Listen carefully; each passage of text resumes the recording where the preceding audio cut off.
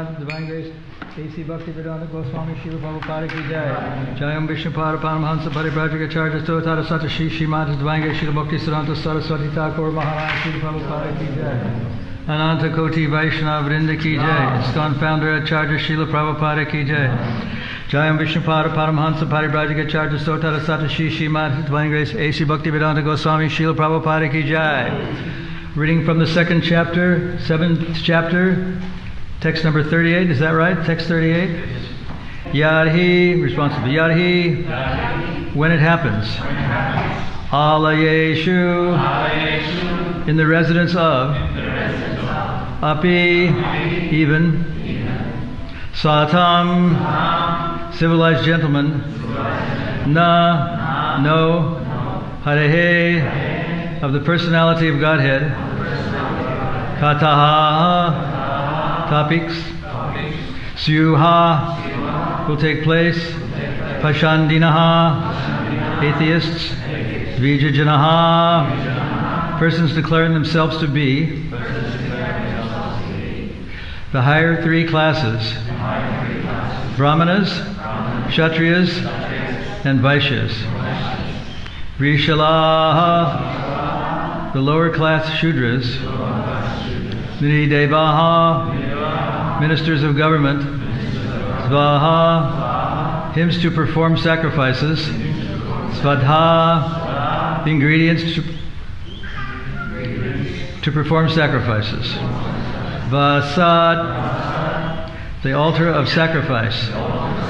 Iti, all these. Sma, shall. Gitaha, words. Na, never. Yatra, anywhere.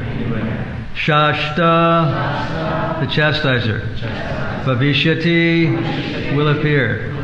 Kalahe, in the Kali age. Bhagavan, the personality of Godhead. Yuga ante, at the end of. Translation.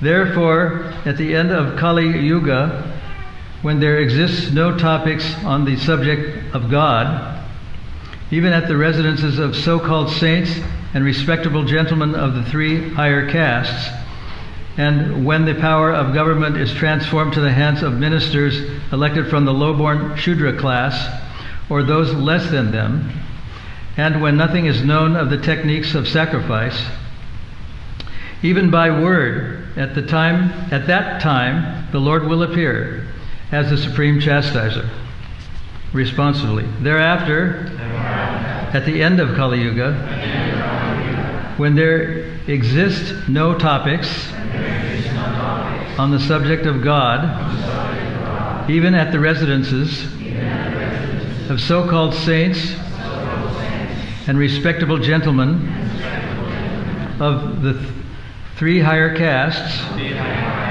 and when the power of government is transferred to the hands of ministers elected from the low-born Shudra class, or those less than them, and when nothing is known of the techniques of sacrifice, even by word, at that time, the Lord will appear as the supreme chastiser.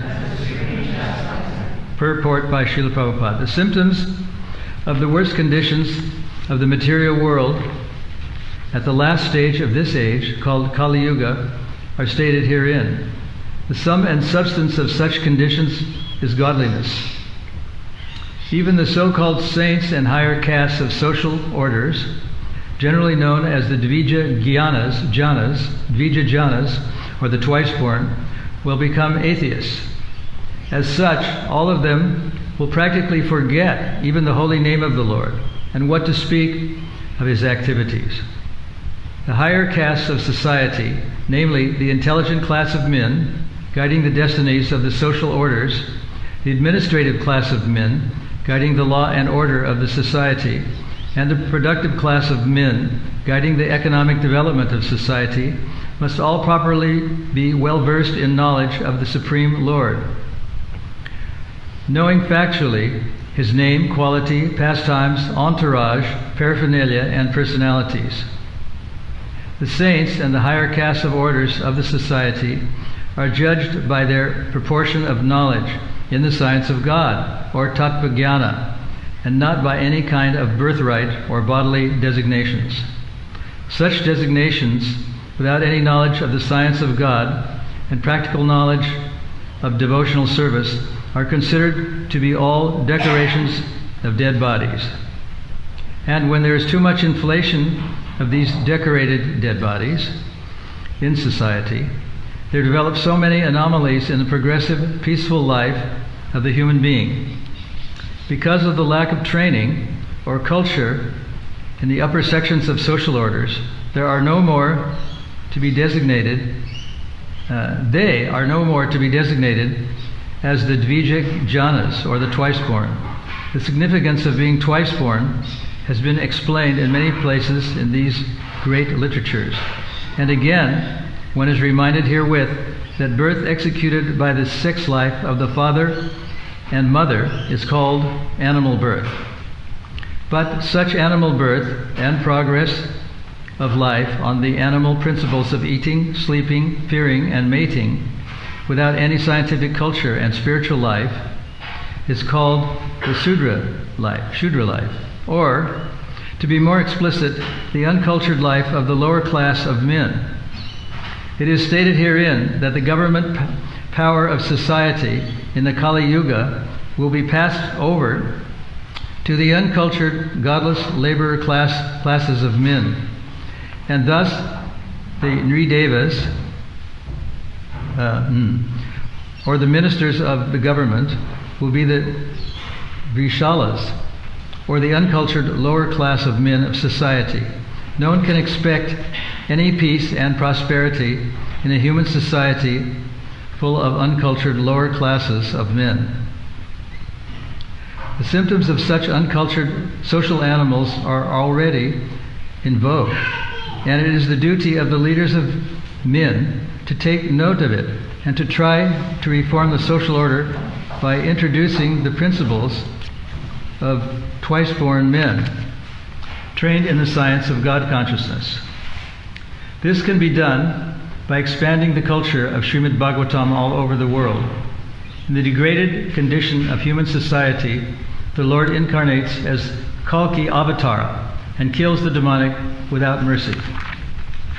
The verse again, translation by Srila Prabhupada. Therefore, at the end of Kali Yuga, when there exist no topics on the subject of God, even at the residences of so-called saints and respectable gentlemen of the three higher castes, and when the power of government is transferred to the hands of ministers elected from low-born Shudra classes, or those less than men, and when nothing is known of the techniques of sacrifice, even by word, at that time, the Lord will appear as the supreme chastiser.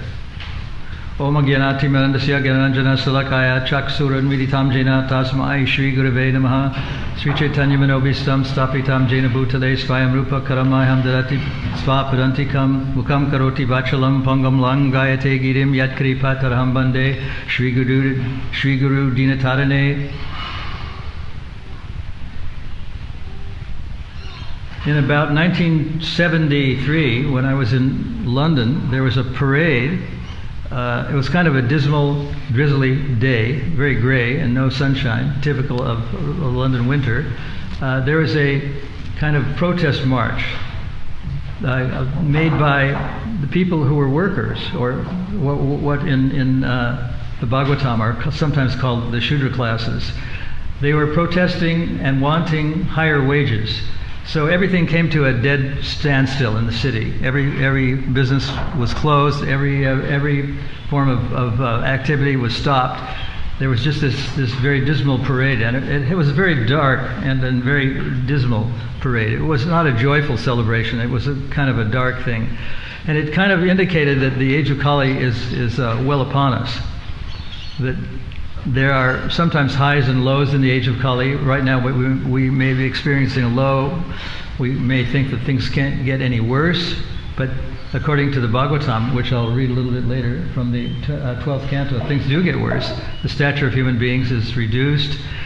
People are engaged in wholesale sinful activity, and there's no consciousness of God whatever, anywhere in the world. So it's a kind of a graph that doesn't go straight down. It kind of has ups and downs in it, and we're probably experiencing any kind of a down area. People think that because there's so much advances in medicine and communications and travel that everything is getting better, but actually things aren't getting better. In a sense, they're getting worse. And Prabhupada said that United Nations is United Nations in the name only. And even though there's a very big structure of the United Nations Secretariat in New York City, there's no peace. There's wars going on constantly everywhere. So that's the United Nations gift to the world. In about 1966, I think it was in July, Prabhupada conducted a little, you might call it field trip, with a group of sort of ne'er-do-well types of new devotees, you might say. And it was a sort of a sit-down protest in front of the United Nations Secretariat on 34th Street or 42nd Street in New York City and Manhattan. And we were told that we couldn't say anything really loud or sing or dance, which we had planned to do, but we had to sit there quietly. So we were distributing what Prabhupada called the peace formula, which was the 59th chapter of the Bhagavad Gita, 59th verse of the 5th chapter, Bhoktaram Jagatapasam Loka Heshwar Sam. It means that Krishna is the owner of everything. Bhoktaram Jagatapasam Loka. That Krishna is the absolute, and then there can be Gyatva Mam Shanti Richchapti. That is the only way that peace can actually be obtained. And Prabhupada used to tell us that there was no way that peace could be obtained by the United Nations because these people are not God conscious. Therefore, it's all impossible to say. So this demonstration was just kind of went by the way, and a few people kind of walker-bys noticed us and kept on walking.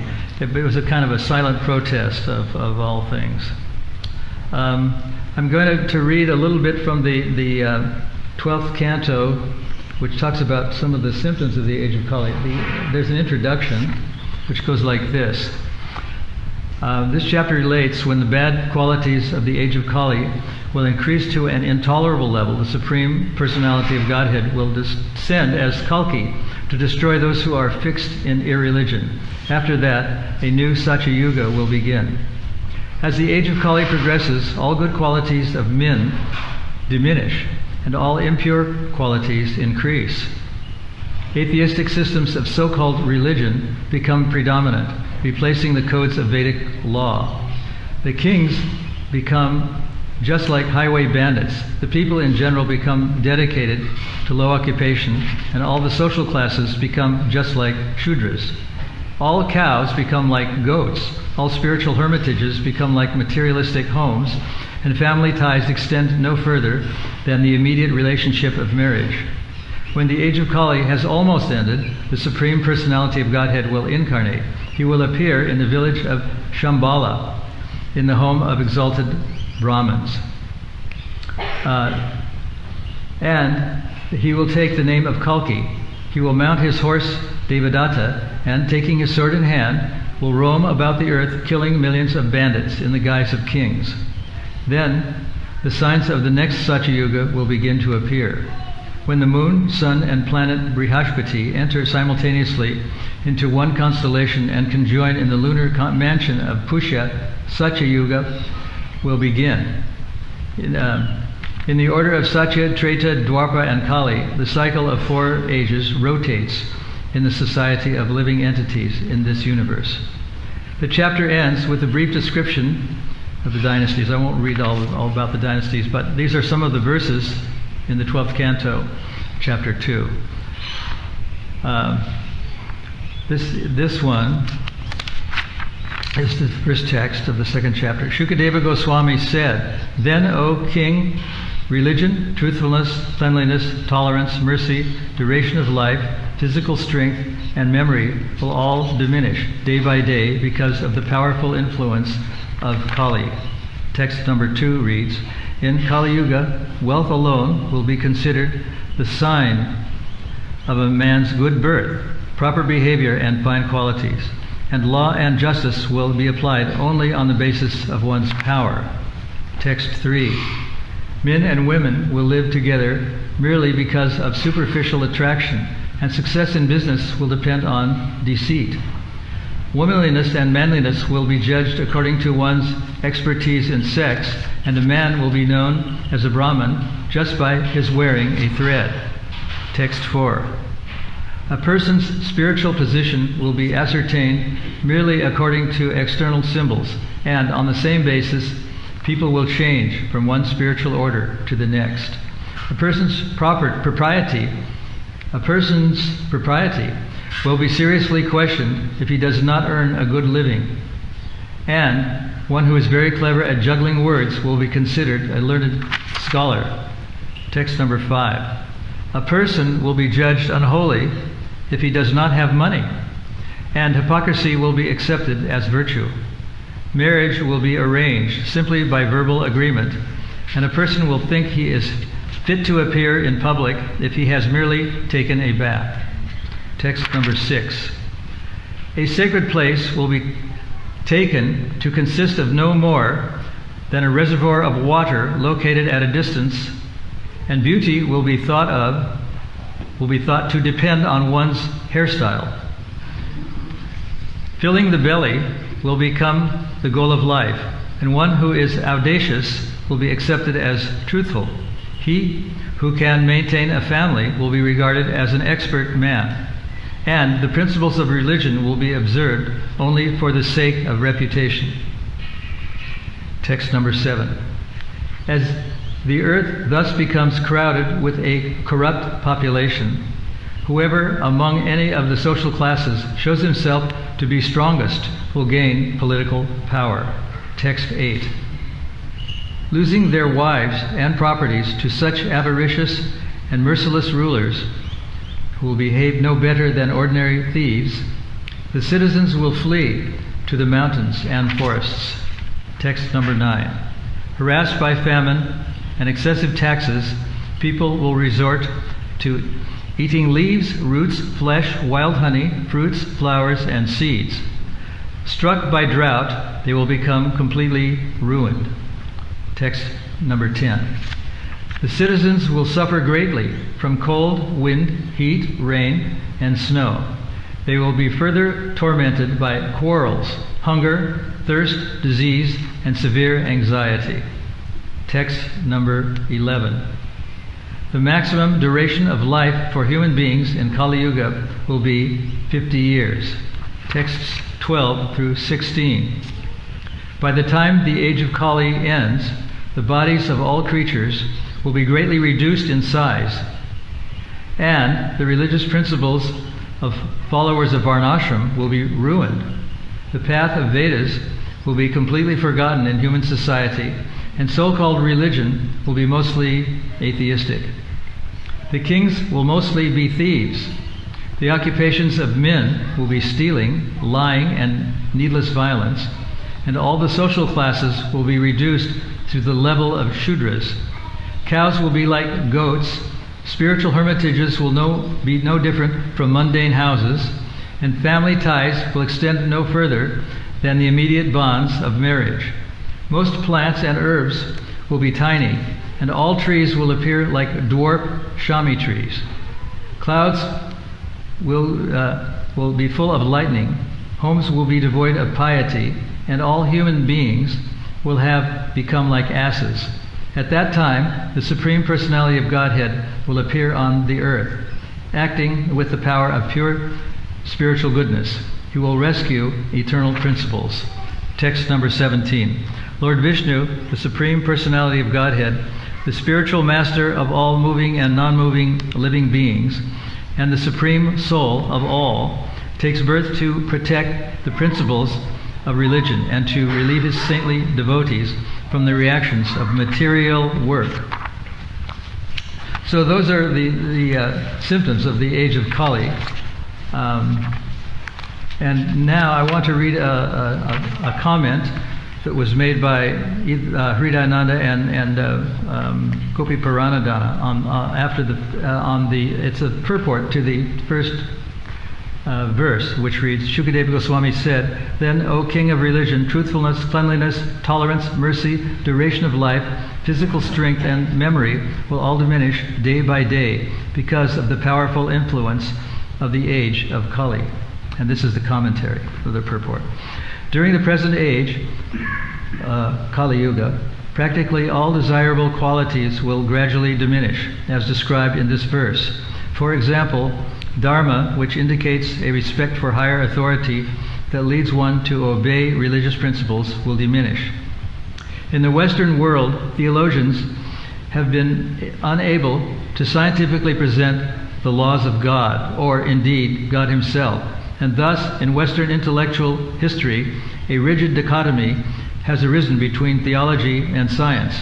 In an attempt to resolve this conflict, some theologians have agreed to modify their doctrines so that they conform not only to proven scientific facts, but even to pseudoscientific speculations and hypotheses, which, though unproven, are hypocritically included within the realm of, quote, science, close quote. On the other hand, some fanatical theologians disregard the scientific method altogether and insist on the veracity of their antiquated sectarian dogmas. Thus, bereft of systematic Vedic theology, material science has moved into the destructive realm of gross materialism, while speculative Western philosophy has drifted into superficially relativistic ethics and inconclusive linguistic analysis. With so many of the best Western minds dedicated to materialistic analysis, naturally much of the Western religious life, separated from the intellectual mainstream, is dominated by irrational fanaticism and authorized mystic and mystery cults. People have become so ignorant of the science of God that they often lump the Krishna consciousness movement in with this odd assortment of fanciful attempts at theology and religion. Thus, Dharma, or true religion, which is strict and conscious obedience to God's law, is diminishing. Satyam, truthfulness, is also diminishing, simply because people do not know what the truth is. Without knowing the absolute truth, one cannot clearly understand the real significance or purpose of life merely by amassing huge quantities of relative or hypothetical truths. Shama. Shama, tolerance or forgiveness, is diminishing as well, because there is no practical method by which people can purify themselves and thus become free of envy. Unless one is purified by chanting the holy names of the Lord in an authorized program of spiritual improvement, the mind will be overwhelmed by anger, envy, and all sorts of small-mindedness. Thus, Daya, mercy, is also decreasing. All living beings are eternally connected by their common participation in the divine existence of God. When this existential oneness is obscured through atheism and agnosticism, people are not inclined to be merciful to one another. They cannot recognize their self-interest in promoting the welfare of other living beings. In fact, people are no longer even merciful to themselves. They systematically destroy themselves through liquor, drugs, tobacco, meat eating, sexual promiscuity, and whatever other cheap gratificatory processes are available to them. Because of all these self-destructive practices and powerful influences of time, the average lifespan, Ayur, is decreasing. Modern scientists, seeking to gain credibility among the mass of people, often publish statistics supposedly showing that science has increased the average duration of life. But these statistics do not take into account the number of people killed through cruel practice of abortion. When we figure aborted children into the life expectancy of the total population, we find that the average duration of life has not at all increased in the age of Kali. I read an article, and I think it was Newsweek magazine, that said that if we replaced all body parts, including the brain and the heart, which people are trying to do, that even if we live for 600 or 700 years, we will probably be nothing more than robots. And it was kind of an interesting thing. And then there's a note here. It says, according to the United States Statistical Abstract for 1984, there were about 3.7 million live births in the United States in 1982, and the average life expectancy at birth was 74.5 years. But when the 1.5 million abortions are added to the live births, the average life expectancy for conceived children falls to 53.0 years. So that's my reading. And class, we have to end now, I think. If you have any comments or questions, anybody wants to make, now's the time. Yes, Raj. Could you elaborate more on the silent demonstration at the UN? The silent what? The silent demonstration that you did at the UN. The silent demonstration at the UN was people just sitting down on the sidewalk across from the UN Secretariat building and chanting kind of in a japa format, quietly. And one person, sometimes it was Prabhupada, sometimes it was someone else, was handing out the peace formula. Bhoktaram Jagatam Sarvaloka Maheshwaram Suhridam Sarvabhutanam Gatpamam Shanti. This is the way that peace can be obtained if we know that God is the owner of everything, all the planets and all the countries. Then we can have real peace. So that was our kind of first outing, what you might say, with Srila Prabhupada. It was just a group of maybe 10 or 12 people, and it was picked up by the New York Post, and at the same time there was war going on in Vietnam, and there was a lot of bombing going on in Hanoi, and they were called the bad people, and the people in Saigon were the good people, the South Vietnamese were the good people. So that was on a warm summer morning at about 10 o'clock. That's what happened. And it was slated to be a sort of moving vocal Harinam type of protest, but the officials of the United Nations Secretariat said that we wouldn't be able to sing aloud, we wouldn't be able to move, and so we just sat on the sidewalk and across from that building and did our best, which was not very good, because what they needed was to hear the holy name, but the people in the building couldn't hear anything. They just were relaxing in their air-conditioned offices in their big towers, and oblivious to God consciousness, atheistic, as Prabhupada has mentioned, as it's been mentioned several times, that we live in a very atheistic age. So this was a sort of countervailing way to establish a God in a godless place. I mean, I could probably elaborate some more, but I don't think, I could say what people looked like, what they were wearing, and that sort of thing. Well, the reason why I ask is, just the past year we had a situation in Belarus, in which there was a so-called pro-democracy uprising against an obvious autocrat dictator. And so some devotees wanted to take part in the demonstration, the pro-democracy demonstrations, bring down the tyrant.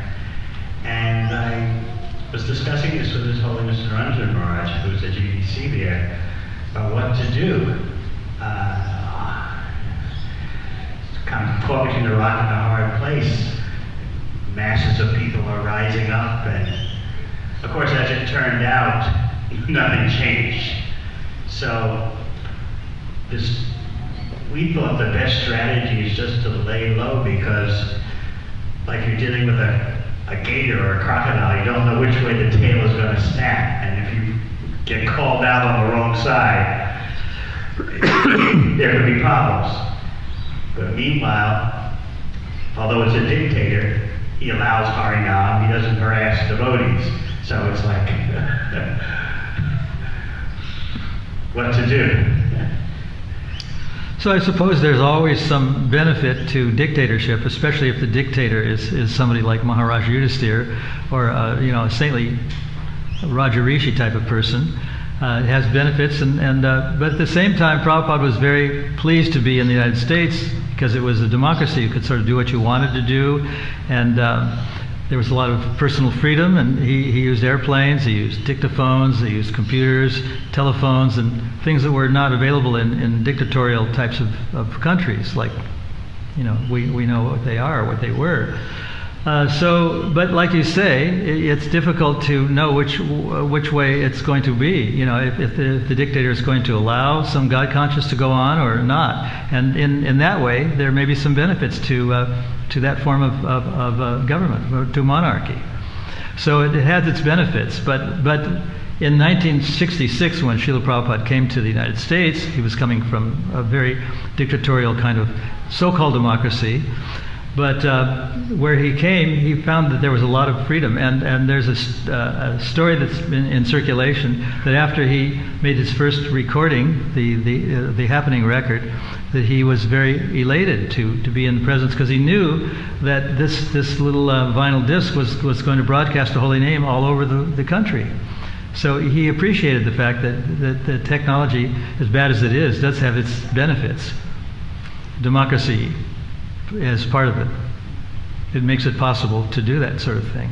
But at the same time, he was very happy to go to dictatorship countries and see that there were people that were actually very interested in Krishna consciousness. Even though there was a lot of government suppression, still there was a lot of interest in God consciousness on the part of the plebeians, the average people. So he liked that. And he made it a point to visit all those places. So I don't know if that's helpful. Sure. Any other? Yes? Roger.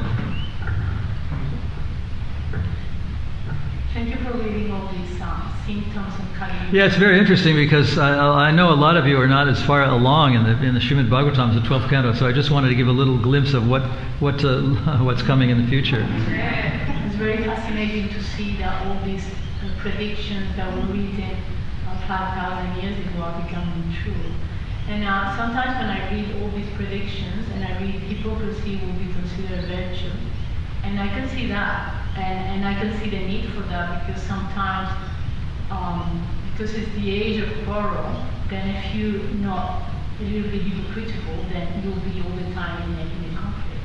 So I was just wondering, because it's just like a practical thing. I find very difficult, and I don't see the line very easy to practice, between being honest, straightforward, sincere, and at the same time not being hypocritical. So I was just wondering if you have any advice or suggestion for that? Well, I can only say that one of the symptoms of the age that we live in is hypocrisy, and it's rampant even within our circle of friends. And Prabhupada has even said that he's written in some of his books that a merchant or a capitalist has to say, quote, "For you I make no profit," end quote. And that's sort of a we might call it a little white lie, but that's the nature of business. And the nature of Kali Yuga is it becomes rampant in every ashram and every varship. It's not only the capitalists, but the administrators, the workers, and the Brahmins. They're all hypocrites, because they don't believe in God, and so whatever they do and whatever they say has a downside, and the downside is that it's all godless. Therefore, that's real hypocrisy, is to pretend goodness without God. That's hypocrisy. But within our society, that you said, sometimes that happens as well. People to see. So how do we do in order to not have conflicts or arguments with people, but at the same time not being hypocritical? That's my question. How do we avoid hypocrisy within our communities? Well, how do we avoid hypocrisy within our community is kind of a loaded question, because I think that it's actually impossible to live without being at least partially hypocritical. Like in your service, where you have the shop to run, you don't necessarily want to tell people how much profit you're making on what you're selling, because in a way it's hypocritical, but in a way it's necessary, because they don't need to know those things, and you need to know those things, because you have to calculate how this business is going to run. So sometimes we just have to tell little white lies, and we have to be a little bit hypocritical. But real hypocrisy is acting like we want everything to be good and run well and be perfect and all that, and be at the same time atheistic and godless. There's a lot of movement in the world to so-called make the world better environment, better everything, better air, better water, better lifestyle. But because it's all based on hypocrisy, it's like the United Nations. It's called United Nations. But as Prabhupada said, it's in words only. But they're not united, and they're not uniting the nations. But in Krishna consciousness, we have the concept of achintya, which means inconceivable. So it's inconceivably one and different. So to be non-hypocritical is kind of like that. It's like being it's kind of like being inconceivably one and different. We can't avoid it. Untruth, like Yudhisthira, even though he said he never told a lie, but Krishna asked him to, in the Battle of Kurukshetra, to say that Dronacharya had died, or he asked Dronacharya's son to say that Dronacharya had died, because it was the only way that he could succeed in the battle. So sometimes it's necessary to be dishonest for Krishna. I don't recommend that as a general principle, but sometimes it happens. I can give an example. Okay. I was flying from Melbourne to Perth, Western Australia, and I didn't know that Western Australia has strict laws. You can't bring food in, even from another state in Australia. So I had some maha from Sri Rakabala. And so at the baggage claim where the devotees met me, I handed the maha to one devotee. And then an agricultural inspector didn't see that I gave it to him, but she saw he was holding food. So she came up to him and said, "Is this food from Victoria or is it from Perth?" And the nice pious Indian devotee kind of froze like, I can't let him confiscate the maha. He hesitated for a moment, then said, "This food is from Perth." Good example, thank you. Lying for Krishna. Yes? I just had a question. Like we read how bad is condition of Kali Yuga and what's coming up in the future, it's going to get worse. And even in our practice now, like we come to Krishna consciousness with all our karmic baggage from the past, like traumatized by childhood experience sometimes, not always, but still. And then you hear the verses like, you hear the quotes that demigods are queuing up to take birth now in Kali Yuga time, to take part in Lord Chaitanya's movement. So I still can't really connect. From my understanding, the people who are living in the higher planetary systems have spent many hours or lifetimes or years of penance so that they could live a kind of life that is basically always happy. But even they sometimes have to go to war with the demons, even no matter how happy their life is. And all of us carry, like you were mentioning, carry the baggage from our past lives or past life with us. There are many different types of sinful activities. One of them is parabdha, and there's so many. They're partially manifest, and they're manifest now. And at one point, Prabhupada was writing that we should always remember our past sinful activities. But what that means to me is always remembering, but not being obsessed with them. I mean, we can think, I did this bad thing, I did that bad thing, I was cruel to this person, I was wrong, I told lies, I was taking intoxication, I was doing so many things. But if we think about those things, without cessation, they can cause us to stop our forward progress in Krishna consciousness.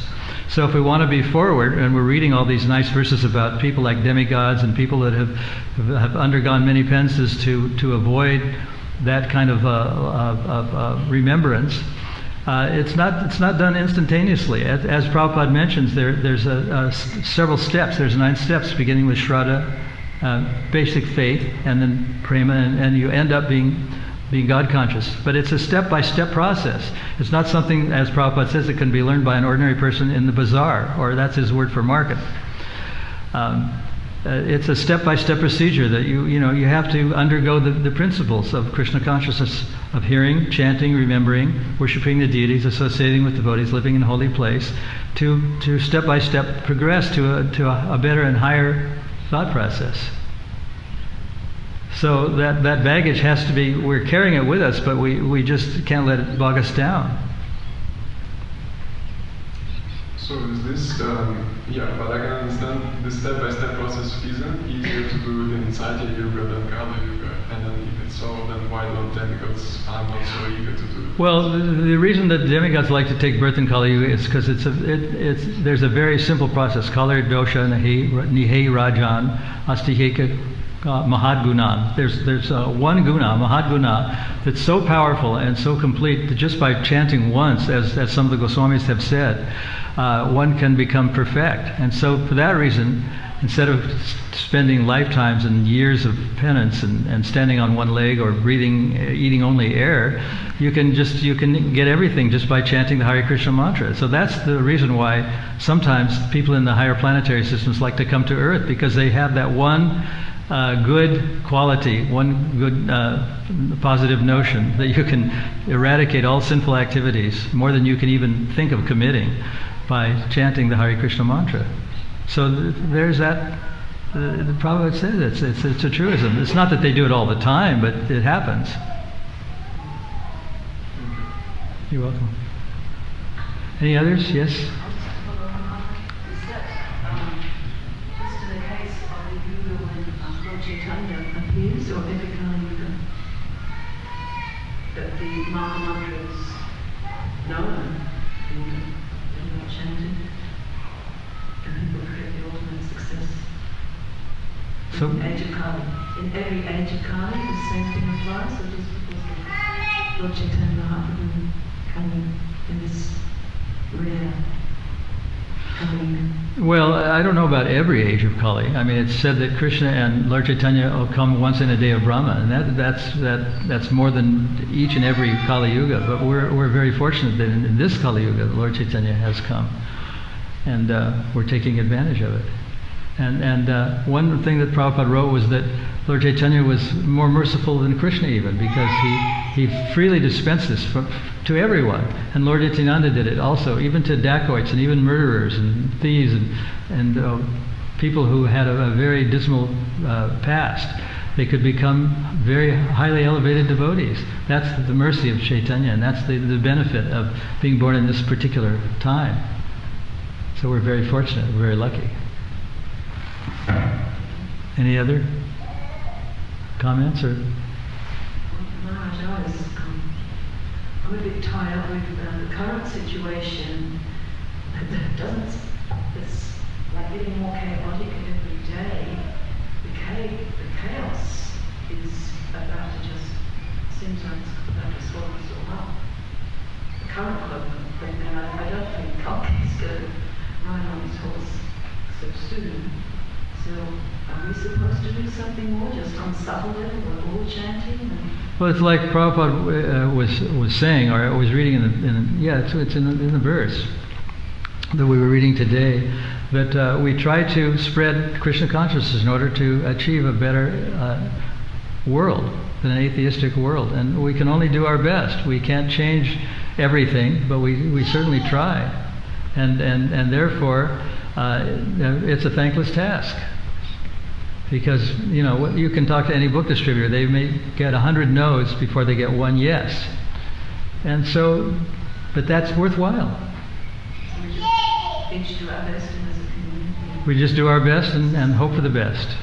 And pray for the best. And if the worst happens, I think Sunanda wanted to say something. No? Okay. Just in that purport room, I didn't sing that second to last sentence of Sri Prabhupada's purport by spreading the culture of Srimad Bhagavatam, all these things diminished, and that's quite a significant statement. Very significant statement. The push by the Hare Krishna movement to distribute Srimad Bhagavatam is extremely significant in that case. Yeah.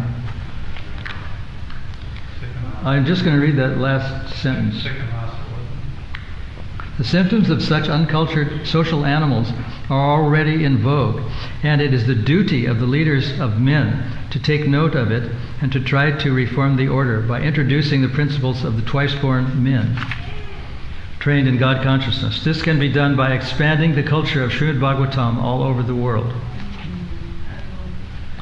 So that's what we're trying to do, to expand it all over the world, through whether it's through Zoom or travel or whatever. We're trying to do it. And maybe it's part of the duty of Krishna to Pratranaya Sadhunam, to protect the devotees, Pratranaya Sadhunam, Vinachaya Chadushkritam, and to also annihilate those who are, that's at the end of the age, to annihilate those who are hopelessly engrossed in atheism. So it's not very pleasant that everyone is killed, but all those people are atheistic. So that's part of his duty, is to relieve the burden of the earth, of atheism. Anyway, I think we should better end here because we're quite a bit over time. Thank you anyway. Hare Krishna.